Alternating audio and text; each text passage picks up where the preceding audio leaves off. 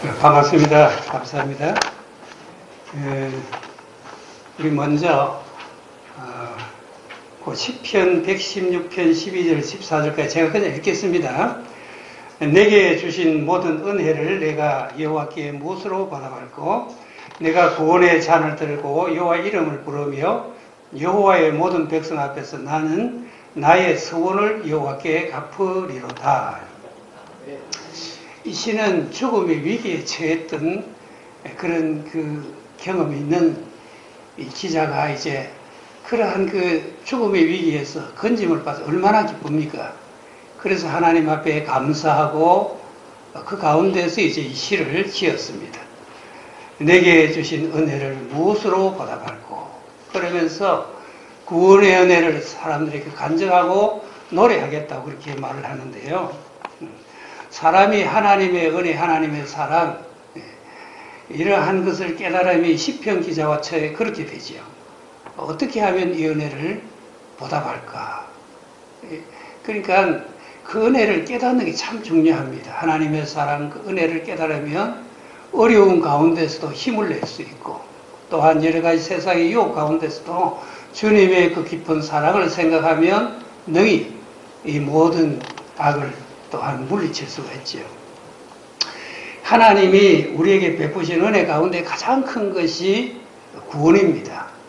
우리가 병에서 나음받는 것도 참 좋지만은 또 어려운 그런 형편 속에서 삶이 나아지는 것도 좋지만은 그러나 우리에게 베푸신 가장 큰 은혜가 하나님의 영혼 구원해 주신 그 은혜입니다.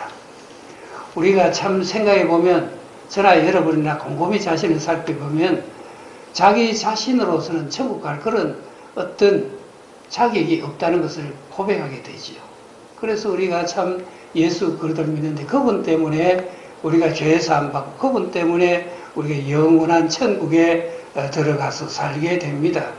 이것이 우리가 하나님의 사랑을 받았고 또한 받고 있다는 가장 큰 증거입니다. 로마서 5장 8절에 보면 우리가 아직 죄인 되었을 때에 그리스도께서 우리를 위하여 죽으심으로 하나님께서 우리에 대한 자기의 사랑을 확정하셨느니라 그랬습니다. 이 말씀을 보면 예수님을 믿는 저와 여러분은 하나님의 사랑을 받았고 또 받고 사는 그런 자들이죠. 아무쪼록 하나님의 그 사랑을 생각할 때마다 이 시편 기자처럼 가슴이 뜨고 뜨거워지는 어떻게 하면 이 사랑에 참 감격한 가운데서 어떻게 하면 하나님의 은혜에 보답할까 그런 마음을 가지고 살아가는 우리가 되면 참 좋겠습니다.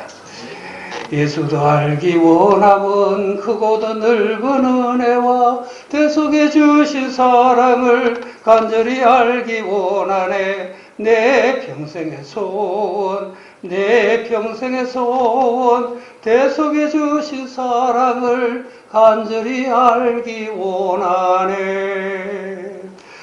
성경을 읽다가 어느 날 깨달은 게 있었습니다. 그것은 책의 내용을 보면 항상 끝에 가서는 해피엔딩으로 끝난다는 것이었습니다. 창세기가 그렇고 출애굽기가 그렇고 신명기가 그렇습니다. 이스라엘 왕들의 통치와 역사가 기록된 열왕기서나 역대기도 마찬가지입니다. 그 말씀을 읽다 보면 참 머리 아픈 일들이 참 많이 나옵니다.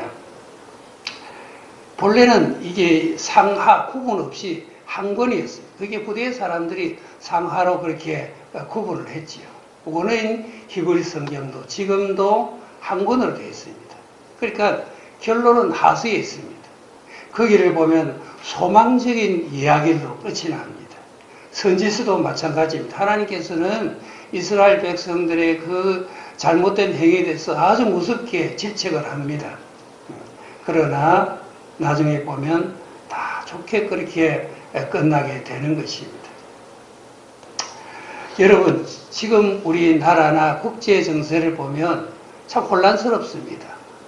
지금의 이러한 상황이 다 이렇게 평정이 되고 평화로운 그런 시대가 앞으로 올 것이라고 우리는 기대하지 못합니다. 왜냐하면 성경은 앞날에 대해서 우리에게 예언해주고 있습니다. 앞으로 이 세상은 얼마나 참 혼란스러울지 모릅니다. 그래도 우리가 소망을 가질 수 있는 것은 하나님께서 모든 것을 주님의 뜻대로 다스린다. 성경에 보면 결국에는 요한계시록 새 땅이 나옵니다. 그게 결론입니다. 그걸 묵상하면 힘이 나지요. 요즘 저희 집에서는 개인적으로 성경을 읽는 것 외에 교회 주보의 순서대로 말씀을 읽기 시작했습니다. 5월 16일, 17일에는 아모스서를 읽는데 참 무서운 경고의 말씀이 여기에 쭉 나옵니다. 그렇지만은 9장 7절까지는 그렇게 되는데 맨 마지막에 등장하는 9장 8절부터 15절 말씀까지는 이제까지와는 완전히 다르게 반전이 일어납니다. 저는 오늘 이 점에 주목해서 말씀을 드립니다. 먼저 우리 1장 1절로 한번 돌아가 봅시다. 성경을 펴서 우리 한번 1장 1절 한번 읽어봅시다. 찾았지요? 시작. 유다 왕 우시야의 시대, 곧 이스라엘의 왕 요아스의 아들 여로보암의 시대, 지진 전 2년에 드고와의 목자 중 아모스가 이스라엘에 대하여 이상으로 받은 말씀이라. 이 아모스가 살던 이 드고아라고 하는 지역은 이 예루살렘이 있고, 그러니까 남쪽 유다지요. 거기 예루살렘, 거기에서 밑으로, 남쪽으로 16km 떨어진 그런 높은 산악지대로서 아주 그 산이지만은 그러나 또 넓은 들판이 있고, 목양하기에 아주 좋은 조건을 갖춘 그런 곳입니다. 아모스는 거기서 목축업을 하던 사람이었습니다. 어느 성경에서 목자라는 뜻을 가진 단어로 흔하게 등장하는 것이 로에입니다. 그러니까 성경 여러 곳에 목자, 그게 로에인데, 여기 아모스를 가리켜서 노케드라고 했습니다. 이 단어는 신구약을 통틀어서 딱 두 번 나오는 것인데요. 아모스 1장과 열왕기 3장 4절 두 곳에만 나옵니다. 이 노케드는 단순히 어떤 양을 모는 그런 일꾼이 아니라 수많은 양떼를 관리하는 비즈니스를 총괄하는 그런 전문 경영인을 말합니다. 다시 말해서 아모스는 양떼 관리와 유통과 무역을 주도하면서 밑에 수많은 목자를 거느린 이러한 고대 CEO였습니다. 열왕기 3장 4절에 보면 이 노케드가 무슨 뜻인지 하는 것 잘 실감이 날 것입니다. 그리고 또 그 뒤에 가서 보면 7장 14절 15절에 보면 아모스는 뽕나무를 재배하는 농업인이기도 했습니다. 이걸 보면 아모스는 자기 일에 전문적인 지식을 가졌을 뿐 아니라 세상을 보는 해안을 가진 사람이었다는 것을 우리가 느낄 수 있죠. 그가 살았던 드고아는 청정의 환경을 가진 그런 산악지대다 하는 것을 생각할 때 그는 때묻지 않은 시선을 가지고 세상을 볼 수 있었다, 그렇게 봅니다. 그때 그는 당시의 세상을 보면 그 남유대도 마찬가지고 이스라엘도 마찬가지고 종교적으로 사회적으로 타락한 그 현상, 그걸 생각할 때 가슴이 아프고 무시할 수 없지요. 그래서 그는 그것을 가지고 많이 기도했을 것입니다. 그러한 그에게 어느 날 하나님이 나타나셔서 사명의 말씀을 주십니다. 너는 북이스라엘로 가서 거기에 있는 사람들에게 회개하고 돌이키라. 그렇지 않으면 내가 심판하겠다. 말을 전하라고 그렇게 말씀하지요. 그때 아모스는 그가 가진 모든 것을 뒤로하고 북이스라엘로 향해 갔습니다. 거기서 그는 가감없이 하나님의 말씀을 전했습니다. 이 아모스라는 이름의 뜻은 짐을 진 자, 무거운 짐을 운반하는 사람이라는 그런 뜻입니다. 이런 사실은 하나님께서 아모스가 태어나기 전에 이미 그에 대한 뜻과 계획을 가지고 계셨다, 그렇게 볼 수 있죠. 우리 주님은 아모스의 입을 통해서 당시의 세상을 심판할 것을 말씀하셨는데요. 1장 2절을 한번 볼까요? 시작. 그가 이르되 여호와께서 시온에서 부르짖으시며 예루살렘에서부터 소리를 내시리니.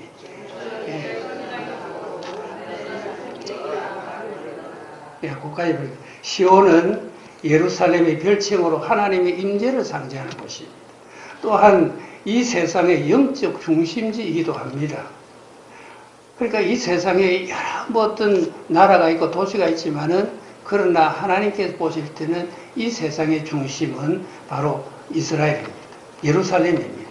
그래서 하나님께서는 이 복음도 세상을 전파하실 때에 예루살렘을 중심으로 해서 복음을 세계 만방으로 퍼져나가게 하셨죠. 그리고 예수님은 사도행전 1장 8절에 보면 오직 성령이 너에게 임하시면 너희가 권능을 받고 예루살렘과 온 유대와 사마리아와 땅끝까지 이르러 내 복음의 증인이 되리라 말씀하셨습니다. 아모스 1장 2절 후반절인데요. 목자의 초장이 마르고 갈멜산 꼭대기가 마르다. 이 말씀은 남유다와 북이스라엘 모두의 멸망을 예고하는 말씀입니다. 그 뒤에 1장 3절부터 2장 3절까지는 이방 나라들에 대한 그들의 죄악에 대해서 주님이 지적하시면서 심판을 말씀하시는 건데요. 지도 사진을 보면 이렇습니다. 그 중심에 이스라엘이 있죠. 이스라엘이 있는데 거기 남쪽은 이스라엘이고, 남쪽은 유다고 북쪽은 이스라엘, 그리고 그 쭉 둘레 있어서 나라들이 있습니다. 이 나라들과 항상 그 이스라엘과는 적대적인 관계가 있었는데요. 그 나라들을 보면 수도가 다메섹인 아람, 그리고 가사 즉 블레셋, 그리고 두로, 에돔, 암몬, 모압 등 6나라인데요. 하나님은 이 나라들을 심판하겠다 말씀하셨습니다. 불 좀 밝게 켜주시죠. 하나님이 지적하신 그들의 죄는 잔혹하고 아주 반인륜적이었습니다. 하나님은 모세 오경을 그들에게 율법으로 주시지는 않았지만은 그들에게 양심과 이성을 주셨습니다. 그런데 그들은 철저히 무시해버리고 약육강식의 방식으로 그렇게 살았습니다. 하나님께서 이러한 이방 나라들을 심판하실 것을 선언하셨습니다. 이 사실이 우리에게 뭘 말해줍니까? 하나님은 이스라엘에만 국한되는 하나님이 아니라는 것입니다. 온 세상을 통치하시는 분이 하나님이십니다. 지금 트럼프가 이 세계를 좌지우지하는 것 같지만은 그 배후에 하나님이 계십니다. 하나님이 모든 세상의 역사를 주관하시는 분이라는 것을 우리는 알아야 합니다. 따라서 이 세상에 앞으로 되어질 일도 결국에는 하나님의 뜻대로 다 되어질 것입니다. 성경 속에 그 답이 있습니다. 이방 나라들에 대한 심판을 선언하시는데 포커스가 이제 남쪽에 있는 남유대 거기로 향하게 됩니다. 우리 2장 4절부터 6절 말씀 함께 읽어볼까요? 시작. 여호와께서 이와 같이 말씀하시되 유다의 서너 가지 죄로 말미암아 내가 그 벌을 돌이키지 아니하리니 이는 그들이 여호와의 율법을 멸시하며 그 율례를 지키지 아니하고 그의 조상들이 따라가던 거짓 것에 미혹되었습니다. 하나님의 선민이라고 자처하던 그들조차도 하나님의 율법을 멸시하고 말씀을 떠나 살았습니다. 그들은 조상들이 하던 것처럼 하나님이 가장 싫어하시는 우상 숭배에 빠져 살았습니다. 이러한 그들의 죄에 대해서 2장 5절에 이렇게 경고하셨죠. 내가 유다에 불을 보내리니 예루살렘 궁궐을 들을 사르리라. 이 말씀은 그대로 이루어졌습니다. 유대 백성들은 바벨론 공격을 받아가지고 BC 605년 또 597년 그리고 또 586년 세 차례 공격을 받습니다. 그래서 그 나라에 있어서 인재들을 다 이렇게 붙잡아가지고 그리고 이제 다른 그 바벨론으로 끌고 갔지요. 그래서 그때부터 이 유다 사람들은 70년 동안 포로 생활을 하게 되었습니다. 또 아까 BC 586년에 바벨론 시위대장 느부사라단이 이 예루살렘에 진입해가지고 왕궁과 고관들의 큰 집들을 다 불태워버렸습니다. 또한 유다 백성들이 자랑스럽게 생각하던 하나님의 성전도 완전히 깡그리 불태워버렸습니다. 그래서 이 예루살렘은 철저하게 무너져 내렸습니다. 이게 하나님 말씀 그대로 되어졌습니다. 그리고 이제 이 남유대에 대한 심판을 경고하신 하나님은 그 다음에 북이스라엘을 향해서 죄를 지적하여 심판을 경고하셨습니다. 그 죄는 2장 6절부터 8절에 기록이 되어 있는데요. 이 말씀은 지난주에 김영환 목사님이 설명을 하시기 때문에 생략합니다. 여기 3장 9절에 보면 이런 말씀이 있습니다. 아스도스의 궁궐들과 애굽 땅의 궁궐들에 선포하여 이르기를 너희는 사마리아 산들에 모여 그 성중에서 얼마나 큰 요란함과 학대함이 있나 보라. 그랬습니다. 이 말씀의 뜻은 이방인인 블레셋 애굽 지도자들에게 말하는 건데요. 이방 사람들도 하지 않은 이러한 악을 내 선민을, 내 백성이라고 하는 이러한 이스라엘 사람들이 행하는 이런 일을 와서 좀 보라. 그런 어떤 풍자적인 얘기인데요. 이방인들마저도 혀를 찰 정도로 이렇게 악을 그들이 행했습니다. 하나님은 이러한 이스라엘에 대한 심판이 얼마나 준엄할지를 이렇게 말씀하셨습니다. 아모스 2장 13절부터 16절 함께 읽어볼까요? 시작. 보라, 곡식단을 가득히 실은 수레가 흙을 누름같이 내가 너희를 누르리니 빨리 다름박질하는 자도 도망할 수 없으며 강한 자도 자기 힘을 낼 수 없으며 용사도 자기 목숨을 구할 수 없으며 활을 가진 자도 설 수 없으며 발이 빠른 자도 피할 수 없으며 말 타는 자도 자기 목숨을 구할 수 없고 용사 가운데 그 마음이 굳센 자도 그날에는 벌거벗고 도망하리라. 여호와의 말씀이니라. 이 말씀은 어떠한 유력한 사람이랄지라도 하나님의 심판을 면할 수 없다는 것입니다. 그렇습니다. 하나님이 심판하시면 어떠한 사람도 어떤 나라도 하나님의 심판을 피할 수 없죠. 벗어날 길이 없습니다. 3장 11절에서는 또 이런 말씀 하셨습니다. 3장 11절을 우리 한번 넘겨서 볼까요? 그러므로 주 여호와께서 이같이 말씀하시되 이 땅 사면에 대적이 있어 내 힘을 취하게 하며 내 궁궐을 약탈하리라. 이 말씀이 그대로 되어졌습니다. BC 719년 바벨론이 망하기 이전입니다. 이것은 BC 719년에 바벨론이 아니라 유다가 망하기 전이죠. 그 이전 BC 719년에 아수르 군대가 북이스라엘 수도 사마리아성을 완전히 포위를 3년 동안 거기에 가둡니다. 그러니까 이 사람들이 거기에서 먹을 것이 없어가지고 굶주리고 결국에는 이제 막 그냥 전염병 병도 돌고 이래가지고 싸워보지도 못한 채 완전히 힘을 잃어버립니다. 그로부터 3년 뒤인 BC 722년에 아수르 사르곤 2세가 이 사마리아의 왕족, 귀족들을 다 이렇게 힘 있는 사람 27,000명 정도를 붙잡아가지고 그리고 다른 각 나라, 이방 나라들로 흩어져 보냅니다. 이 궁궐에 있던 사마리아에는 이방 민족들을 들어와서 살게 합니다. 그래서 이스라엘이라고 하는 정체성을 완전히 지우는데요. 그래서 생겨난 사람들이 사마리아인들입니다. 과연 아모스 예언은 100% 문자 그대로 이루어졌습니다. 성경을 보면 참 듣기 좋은 말씀만 있으면 얼마나 좋을까요? 그런데 두려운 심판의 말씀도 기록하고 있습니다. 그런데 오늘 본문에서는 오늘 우리가 읽어보면 완전히 분위기가 180도 바뀝니다. 이제까지는 무서운 책망과 심판의 경고가 잊었습니다. 그것은 어떻게 보면 참 살을 애는 듯한 북풍 한설과 같습니다. 그런데 본문 9절부터 15절 말씀은 마치 따뜻한 봄날 같습니다. 마침내 하나님은 자신의 본 마음을 드러내시는 것입니다. 오늘 여기 본문 9장 8절부터 10절 말씀 한번 읽어보겠습니다. 시작. 보라, 주 여호와의 눈이 범죄한 나라를 주목하노니 내가 그것을 지면에서 멸하리라. 그러나 야곱의 집은 온전히 멸하지는 아니하리라. 여호와의 말씀이니라. 보라, 내가 명령하여 이스라엘 족속을 만국 중에서 체질하기를 채로 체질한 같이 하려니와 그 한 알갱이도 땅에 떨어지지 아니하리라. 내 백성 중에서 말하기를 화가 우리에게 미치지 아니하며 이르지 아니하리라 하는 모든 죄인은 칼에 죽으리라.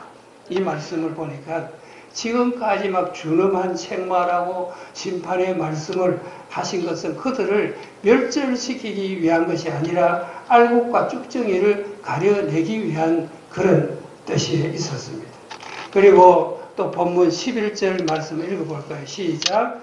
그날에 내가 다윗의 장막을, 무너진 장막을 일으키고 그것들의 틈을 막으며 그 허물어진 것을 일으켜서 옛적과 같이 세우고, 이것은 이스라엘을 회복시키겠다는 말씀입니다. 다시 회복시키겠다. 주님의 그 약속대로 되어졌죠.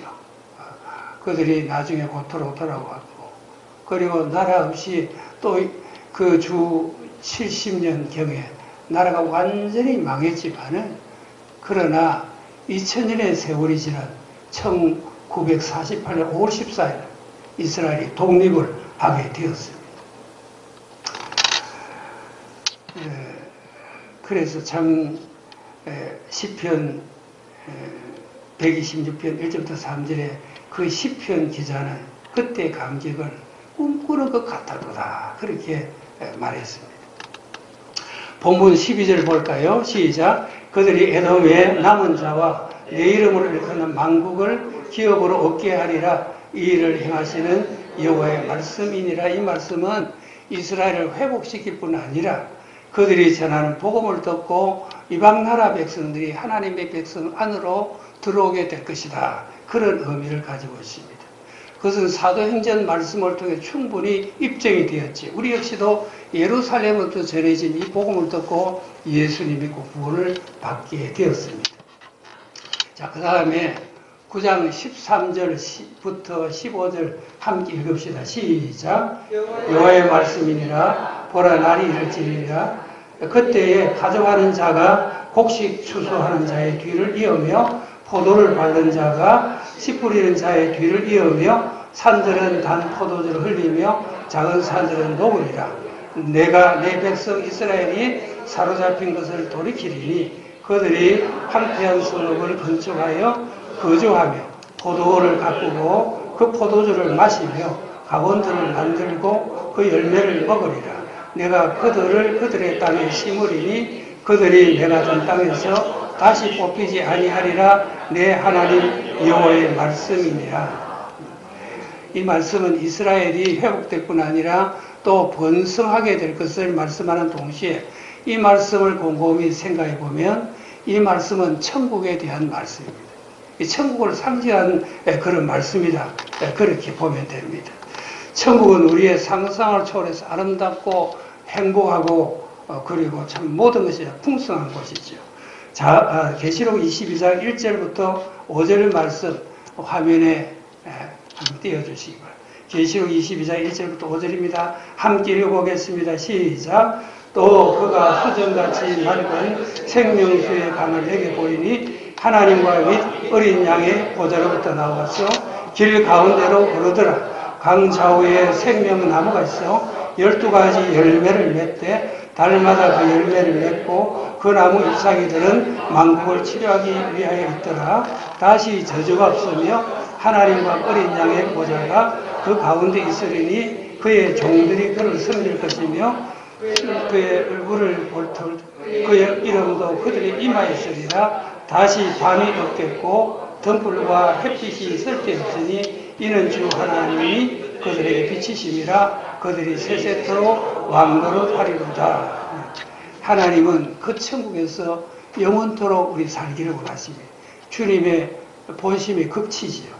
거기서 우리는 성부와 성령 하나님과 천사들 그리고 성도들과 더불어서 영원히 주님이 주시는 지고의 복을 누리면서 살아가게 될 것입니다. 이것이 주님이 우리에게 가지신 궁극적인 계획입니다. 아름다운 본향 천국 바라보며 새 노래 함께 부르세. 무궁한 세월이 거기 흘러갈 때 고난 풍파가 일시 않네. 호남 풍파가 일지않네 무궁한 세월이 거기 흘러갈 때 호남 풍파가 일지 않네. 본문 말씀에 근거해서 저는 우리를 향하신 하나님의 속 깊은 마음, 그 사랑의 마음을 오늘 함께 나누고 싶습니다. 물론 앞에 본 말씀과 같이 유다와 예루살렘의 죄악과 심판에 대한 말씀을 통해서 하나님이 얼마나 죄를 싫어하시는가, 죄를 참으로 하나님께서는 혐오한다, 그렇게 생각해야 돼요. 그래서 우리도 죄를 반대해야 합니다. 또한 그분의 심판의 두려움도 우리가 알아야 합니다. 그러나 하나님의 말씀이 질책과 심판으로 끝났다면 이 아모스의 말씀이 우리에게 무슨 상관이 있겠습니까? 하나님은 저 멀리 계신 분, 두렵기만 한 분, 그렇게 생각이 될 것입니다. 그러나 감사하게도 하나님은 본문을 통해서 주님의 본심을 우리에게 보여주셨습니다. 나는 너희의 자상하신 아버지다 하는 것을 보여주신 것이죠. 예레미야애가 3장 23절부터 33절입니다. 저와 여러분을 향한 하나님의 본심은 사랑임을 보여주셨습니다. 한번 읽어볼까요? 같이. 시작. 그가 비록 근심하게 하시나 그의 풍부한 인자하심을 따라 긍휼히 여길 것임이라. 주께서 인생으로 고생하게 하시며 근심하게 하심은 본심이 아니시로다. 우리가 하나님의 이러한 마음을 안다면 삶의 어떤 어려움에서도 낙심하지 않을 것입니다. 언제나 소망 가운데서 다시 일어설 수가 있습니다. 또한 주님의 그 자상한 따뜻한 마음을 우리가 한다면 세상에 유혹이 있었다 할지라도 그러나 죄를 이기고 잘못된 길로 가지 않고 주님께서 우리에게 말씀하신 길로만 전진해 나갈 수 있을 것입니다. 한 번은 어느 날 밤에 꿈을 꾸었습니다. 어둑어둑할 저녁 무렵인데요. 그런데 한 아이가 바깥에서 놀고 있었습니다. 그 아이가 참 안쓰러워 보여가 집에 들였습니다. 아이에게 따뜻한 숭늉을 마시게 하려고 물을 데우면서 아이의 사정을 물었습니다. 그러니까 자기 집에는 4명의 식구가 있는데 엄마 아빠는 늦게까지 일하고 늦게 돌아온다는 것입니다.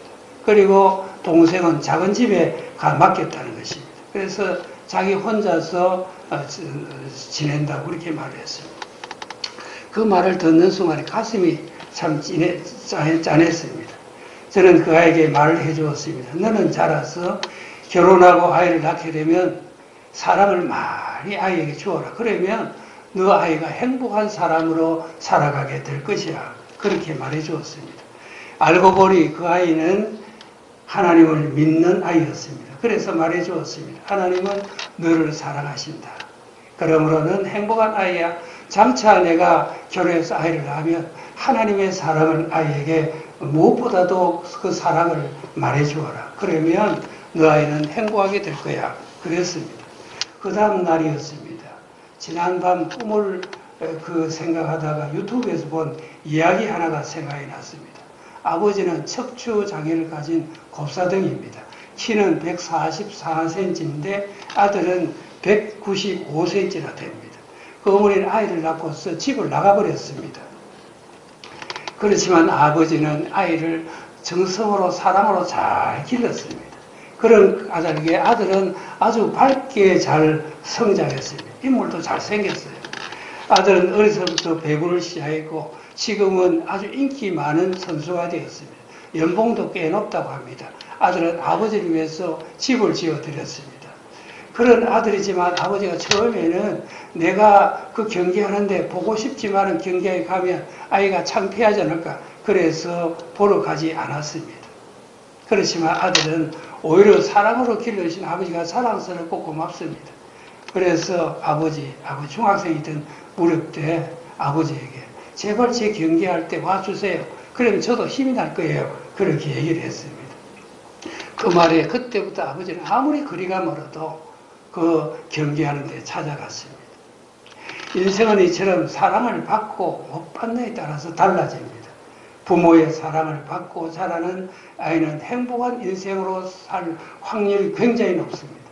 부모로부터 사랑을 받지 못해서도 하나님의 사랑을 굳게 믿으면 그러면 행복한 인생을 살아갈 수 있습니다.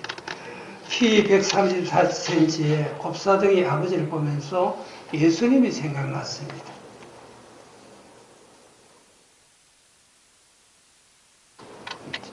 주님은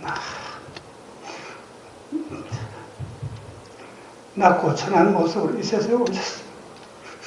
우리를 구원하시기 위해 십자가에서 모진 고난을 당하시면서 자신의 몸을 대속의 제물로 내어주셨습니다. 그토록 고통스럽고 비참하기 짝이 없는 죽음을 당하심으로 인해서 그분의 생명을 우리에게 내어주심으로 우리 구원을 받았고 천국의 백성이 되었습니다. 우리 여기 한복희 집사님 계시지만 그 아내 되시려면 조성자 집사님 암으로 돌아가실 때가 생각이 났습니다. 참 그분 저에게 많이 힘이 되어 주었습니다.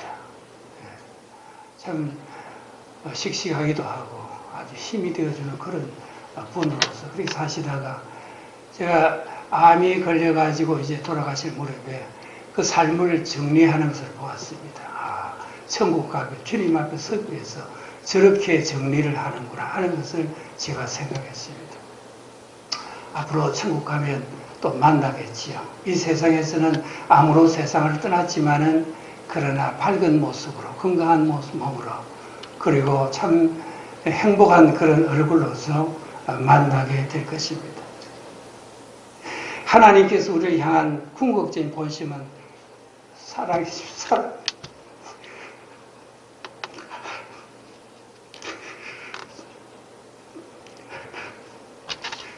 주님의 사랑을 굳게 믿는 사람은 분명히 행복한 인생을 살 수 있습니다. 보람된 삶을 살 수 있고 매일매일 승리하며 인생을 힘차게 살아갈 수가 있습니다. 우리 모두 주님의 그 사랑을 수시로 묵상합시다.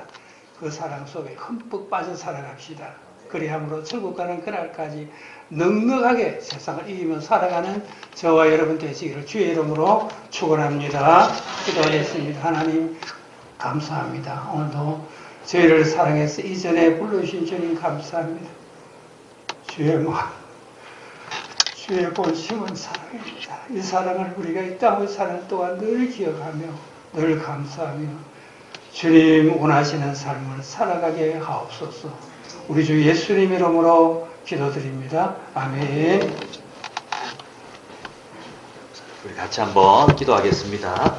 오늘 또 주신 말씀을 통해서 아모스를 통해서 두려우신 하나님, 심판하시는 하나님, 그 하나님을 우리가 얼마나 경외하는지 또 알게 되고 또 오늘 말씀을 통해서 그렇게 하시는 하나님의 본심은 그토록 우리를 사랑하시기 때문인데 우리가 이사야 말씀처럼 소도 그 임자를 아는데 우리가 하나님의 형상으로 창조된 우리가 예수님을 안다 하면서 우리가 진정 하나님의 마음과 사랑을 모르는 그런 삶이 되지 않도록 하나님의 그 풍성한 사랑을 우리가 개인적으로 우리가 받을 수 있도록 하나님의 사랑을 우리가 깨달을 수 있도록 우리가 하나님 깨어있게 하시고 하나님을 경외하는 마음도 주시고 우리를 사랑하신 하나님의 사랑 그 사랑을 풍성히 또 우리가 알고 깨닫게 하여 주옵소서. 우리 같이 기도하겠습니다. 그래하여 정말 하나님이 이 세상을 바라보면서 오늘도 호세아, 아모스, 이사야처럼 여전히 안타까워하지만 그 가운데 거루트기들, 그 가운데 남은 자들을 통하여 하나님이 여전히 구원의 역사를 행하시듯 오늘 우리 예강의 성도 한 사람 한 사람이 이 시대에 남은 자, 믿음의 남은 자들이 되게 하여 주옵소서. 이 세상의 탐욕의 길이 아니라 하나님을 경외하며 하나님을 사랑하며 하나님을 닮아가는 믿음의 길을 걸어갈 수 있는 우리 한 사람 한 사람 되게 하여 주옵소서. 우리 주여 이름 부르짖고 통성을 한번 기도하겠습니다. 주여 하나님 감사합니다. 오늘도 두려우신 하나님 앞에 우리가 살고 또한 하나님의 사랑을 우리가 깨닫고 사는 하나님을 참으로 아는 사람 되게 하여 주옵소서. 이 시대가 악하고 이 시대가 탐욕이 가득하지고 이 세세가 우상이 가득한 시대이지만 그러나 이 시대에 우리가 깨어서 하나님을 아는 남은 사람 되게 하여 주옵소서. 주님, 그루터기라도 거기서 가지가 나고 거기서 열매가 나고 거기서 하나님이 결실케 한다고 약속하셨습니다. 오늘도 이 시대에 우리가 믿음에 남은 사람 되어 하나님을 아는 참된 구원의 사람 되게 하옵소서. 감사합니다. 예수님의 이름으로 기도합니다. 아멘. 다 같이 자리에서 일어나셔서 마지막 539장 찬양 드리시고 목사님 오셔서 축도 하시겠습니다. 539장입니다.